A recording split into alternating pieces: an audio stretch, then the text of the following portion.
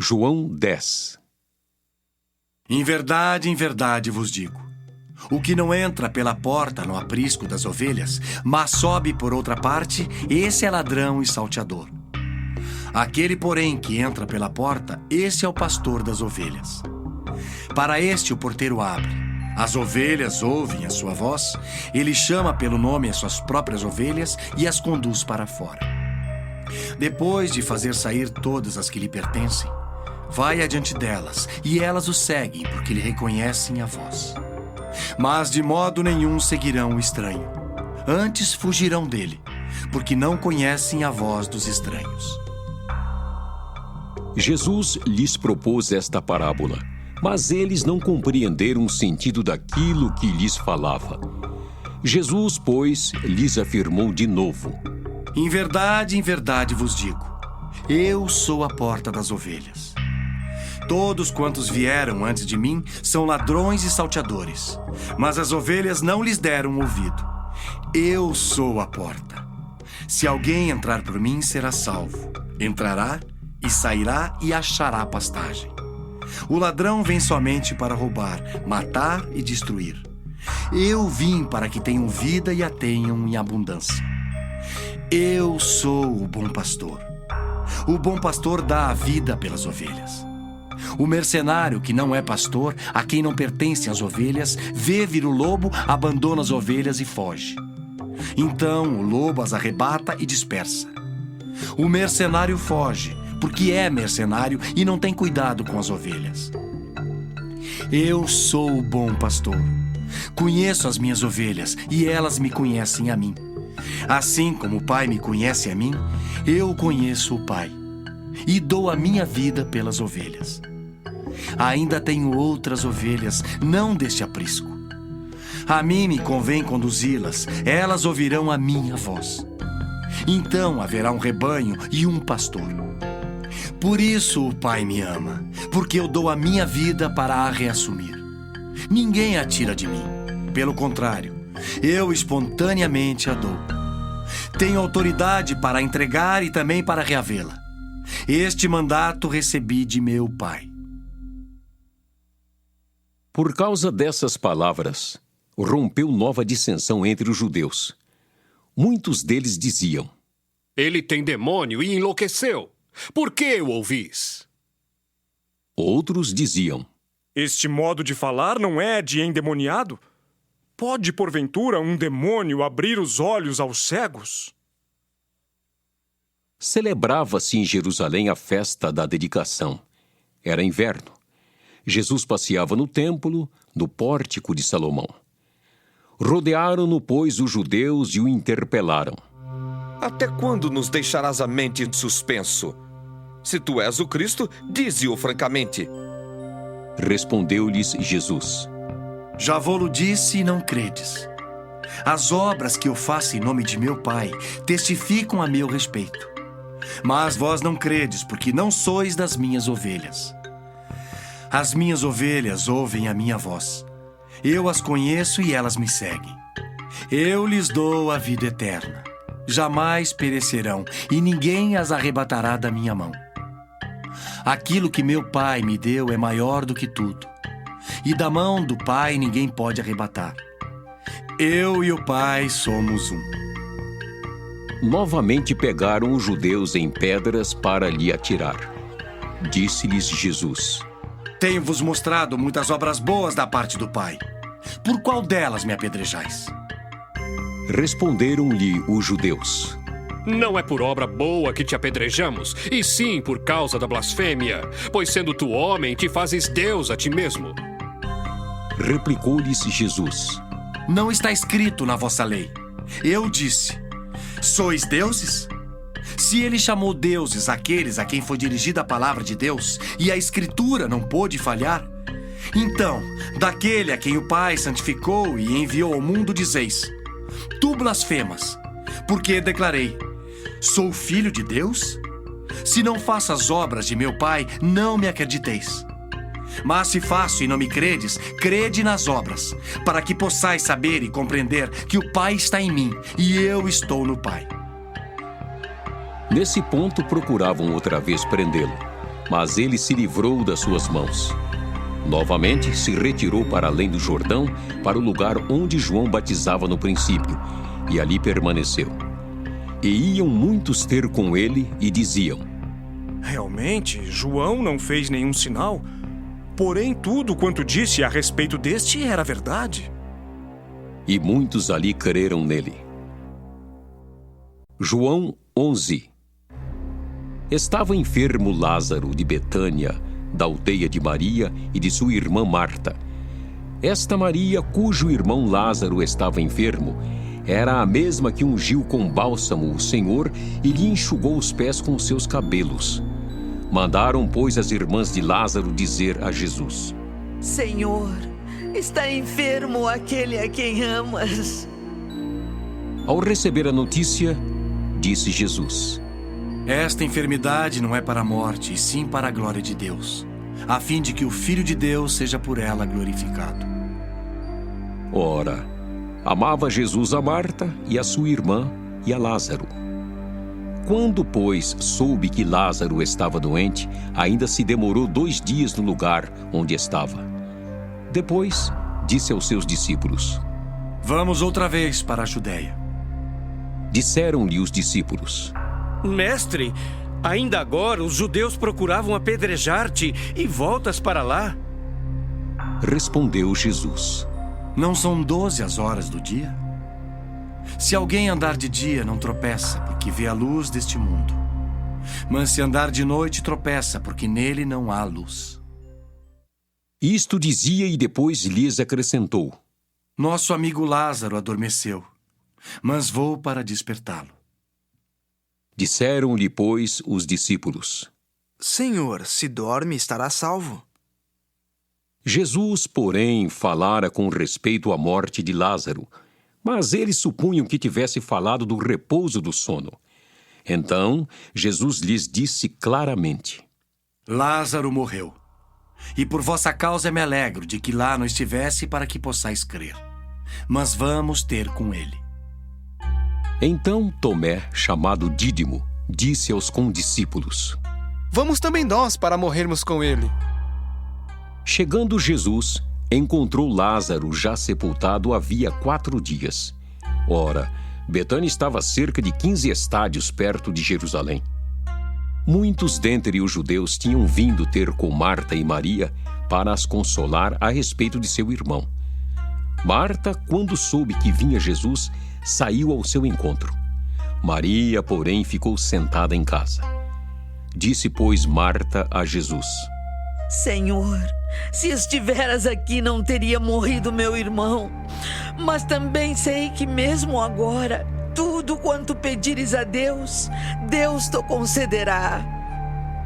Declarou-lhe Jesus: Teu irmão há de ressurgir. Eu sei, replicou Marta, que ele há de ressurgir na ressurreição no último dia. Disse-lhe Jesus: Eu sou a ressurreição e a vida. Quem crê em mim, ainda que morra, viverá. E todo o que vive e crê em mim não morrerá eternamente. Crês isto? Sim, Senhor. Respondeu ela: Eu tenho crido que tu és o Cristo, o Filho de Deus que devia vir ao mundo. Tendo dito isto, retirou-se e chamou Maria, sua irmã, e lhe disse em particular: O Mestre chegou e te chama. Ela, ouvindo isto, levantou-se depressa e foi ter com ele, pois Jesus ainda não tinha entrado na aldeia, mas permanecia onde Marta se avistara com ele. Os judeus que estavam com Maria em casa e a consolavam, vendo-a levantar-se depressa e sair, seguiram-na, supondo que ela ia ao túmulo para chorar. Quando Maria chegou ao lugar onde estava Jesus, ao vê-lo, lançou-se-lhe aos pés, dizendo: Senhor, se estiveras aqui, meu irmão não teria morrido. Jesus, vendo-a chorar, e bem assim os judeus que a acompanhavam, agitou-se no espírito e comoveu-se. E perguntou: Onde o sepultastes? Eles lhe responderam: Senhor, vem e vê. Jesus chorou. Então disseram os judeus: Vede quanto o amava.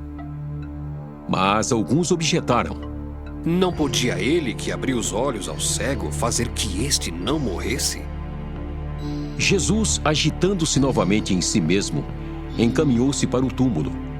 Era este uma gruta a cuja entrada tinham posto uma pedra.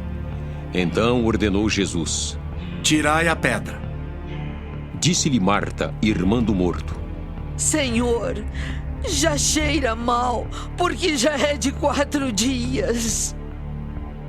Respondeu-lhe Jesus: Não te disse eu que, se creres, verás a glória de Deus? Tiraram então a pedra. E Jesus, levantando os olhos para o céu, disse: Pai, graças te dou porque me ouviste. Aliás, eu sabia que sempre me ouves. Mas assim falei por causa da multidão presente, para que creiam que tu me enviaste. E, tendo dito isto, clamou em alta voz: Lázaro, vem para fora. Saiu aquele que estivera morto, tendo os pés e as mãos ligados com ataduras e o rosto envolto num lenço. Então lhes ordenou Jesus: Desatai-o e deixai-o ir. Muitos, pois, dentre os judeus que tinham vindo visitar Maria, vendo o que fizera Jesus, creram nele. Outros, porém, foram ter com os fariseus e lhes contaram dos feitos que Jesus realizara. Então os principais sacerdotes e os fariseus convocaram o sinédrio e disseram: Que estamos fazendo, uma vez que este homem opera muitos sinais? Se o deixarmos assim, todos crerão nele. Depois virão os romanos e tomarão não só o nosso lugar, mas a própria nação. Caifás, porém, um dentre eles, sumo sacerdote naquele ano, advertiu-os, dizendo: Vós nada sabeis, nem considerais que vos convém que morra um só homem pelo povo, e que não venha a perecer toda a nação. Ora, ele não disse isto de si mesmo, mas, sendo sumo sacerdote naquele ano, profetizou que Jesus estava para morrer pela nação. E não somente pela nação, mas também para reunir em um só corpo os filhos de Deus que andam dispersos. Desde aquele dia, resolveram matá-lo. De sorte que Jesus já não andava publicamente entre os judeus, mas retirou-se para uma região vizinha ao deserto, para uma cidade chamada Efraim. E ali permaneceu com os discípulos. Estava próxima a Páscoa dos judeus, e muitos daquela região subiram para Jerusalém antes da Páscoa para se purificarem. Lá procuravam Jesus, e estando eles no templo, diziam uns aos outros: Que vos parece? Não virá ele à festa? Ora, os principais sacerdotes e os fariseus tinham dado ordem para, se alguém soubesse onde ele estava, denunciá-lo a fim de o prenderem. João 12. 6 dias antes da Páscoa, foi Jesus para Betânia, onde estava Lázaro, a quem ele ressuscitara dentre os mortos. Deram-lhe, pois, ali uma ceia. Marta servia, sendo Lázaro um dos que estavam com ele à mesa. Então Maria, tomando uma libra de bálsamo de nardo puro, muito precioso, ungiu os pés de Jesus e os enxugou com os seus cabelos, e encheu-se toda a casa com o perfume do bálsamo. Mas Judas Iscariotes, um dos seus discípulos, o que estava para traí-lo, disse: Por que não se vendeu este perfume por 300 denários e não se deu aos pobres? Isto disse ele, não porque tivesse cuidado dos pobres, mas porque era ladrão e, tendo a bolsa, tirava o que nela se lançava. Jesus, entretanto, disse: Deixa, que ela guarde isto para o dia em que me embalsamarem. Porque os pobres sempre os tendes convosco, mas a mim nem sempre me tendes. Soube numerosa multidão dos judeus que Jesus estava ali, e lá foram não só por causa dele, mas também para verem Lázaro, a quem ele ressuscitara dentre os mortos. Mas os principais sacerdotes resolveram matar também Lázaro, porque muitos dos judeus, por causa dele, voltavam crendo em Jesus. No dia seguinte, a numerosa multidão que viera à festa, tendo ouvido que Jesus estava de caminho para Jerusalém, tomou ramos de palmeiras e saiu ao seu encontro, clamando: Hosana! Bendito o que vem em nome do Senhor e que é Rei de Israel! E Jesus, tendo conseguido um jumentinho, montou-o segundo está escrito: Não temas, filha de Sião, eis que o teu rei aí vem, montado em um filho de jumenta. Seus discípulos, a princípio, não compreenderam isto. Quando, porém, Jesus foi glorificado, então eles se lembraram de que estas coisas estavam escritas a respeito dele e também de que isso lhe fizeram. Dava, pois, testemunho disto a multidão que estivera com ele, quando chamara a Lázaro do túmulo e o levantara dentre os mortos. Por causa disso, também a multidão lhe saiu ao encontro, pois ouviu que ele fizera este sinal. De sorte que os fariseus disseram entre si: Vede que nada aproveitais. Eis aí vai o mundo após ele.